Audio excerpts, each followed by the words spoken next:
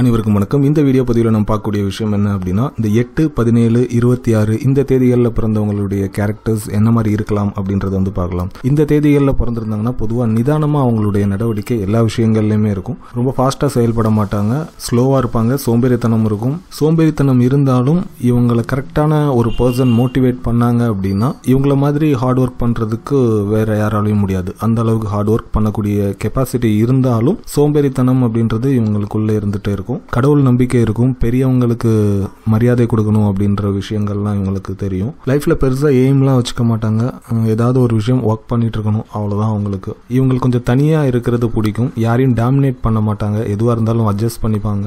எந்த ஒரு விஷயத்திலையும் ஸ்லோ அண்ட் ஸ்டெடி அப்படின்றது இருக்கும். இவங்களுக்கு காதல் பிரச்சனைகள் வரலாம். லைஃப்ல ஃபர்ஸ்ட் ஆஃப் அப்படின்னு சொல்லக்கூடிய அந்த வாழ்க்கை பகுதி வந்து கொஞ்சம் கஷ்டமாகவும், செகண்ட் ஆஃப்னு சொல்லக்கூடிய வாழ்க்கை பகுதி வந்து ஓரளவு பெட்டரான வாழ்க்கையாகவும் இவங்களுக்கு அமைகிறதுக்கான வாய்ப்பு உண்டு.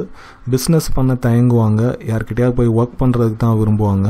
அப்படியே பிஸ்னஸ் எடுத்து பண்ணாலும் ரொம்ப ஹைஃபையான பிஸ்னஸ் பண்ண மாட்டாங்க. கொஞ்சம் லோ லெவலான இருக்கக்கூடிய பிஸ்னஸ் வந்து இவங்களுக்கு செட் ஆகும். எதுக்கும் பெருசாக அழட்டிக்கவே மாட்டாங்க, சிம்பிளாக இருந்தாலே போதும் அப்படின்னு சொல்லுவாங்க. அழகுக்கு பெருசாக முக்கியத்துவம் கொடுக்க மாட்டாங்க. உழைச்சி முன்னேறணும் அப்படின்ற ஒரு எண்ணம் வந்து இருக்கும். ஹார்ட் ஒர்க் பண்ணணும் அப்படின்ற ஒரு எண்ணம் இருக்கும் மைண்டில். இவங்களுடைய வளர்ச்சி அப்படின்றது ஸ்டெப் பை ஸ்டெப்பாக தான் இருக்கும். இமீடியட் க்ரோத் அப்படின்றத எக்ஸ்பெக்ட் பண்ண முடியாது பெருசாக. எவ்வளோதான் வாழ்க்கையில் பிரச்சனைகள் இருந்தாலும் நிதானமாக போராடி வெற்றி அடைஞ்சிட்டு வருவாங்க. இவங்களுக்கு இஷ்டப்படி லைஃப் செட் ஆகாமல் போகிறதுக்கான வாய்ப்பு உண்டு. இவங்க மைண்ட் எப்போவுமே கொஞ்சம் டல்லாக இருக்கும். அதனால நிறைய மோட்டிவேஷன் அப்படின்றது வந்து இவங்களுக்கு தேவைப்பட்டுட்டே இருக்கலாம். கொஞ்சம் சந்தேகப்படுற கேரக்டராகவும் இவங்க இருக்கிறதுக்கான வாய்ப்பு உண்டு. ஜோதிட ரீதியாக பார்க்கும்போது இந்த 8ஆம் நம்பருக்குரிய கிரகம் அப்படின்னு பார்த்தீங்கன்னா சனி பகவான். பொதுவாக இந்த 8ஆம் நம்பர் வந்து ஒரு அன்லக்கி நம்பர் அப்படின்னு சொல்லுவாங்க.